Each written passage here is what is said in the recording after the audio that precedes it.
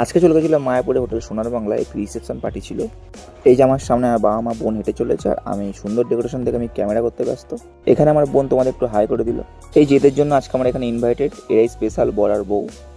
এই ছিল আজকে বিয়েবাড়ি অ্যাম্বিয়েন্স। তো ওখানে খুব সুন্দর মিউজিক বাজছিল, যার জন্য অ্যাম্বিয়েন্সটা আরও বেটার হয়ে যায়। তো তোমরা একটু শুনে নাও।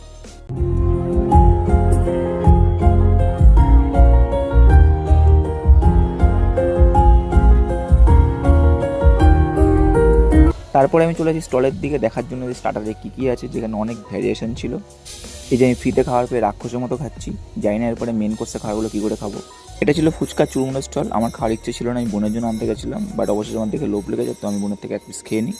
এত খাওয়ার পরেও আমার পেটে অনেক জায়গা, তো আমি অবশ্যই চলে আসি মেন কোর্স টেস্ট করার জন্য।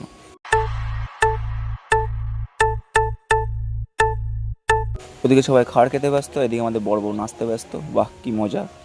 যাই হোক, আজকে অনেক মজা করে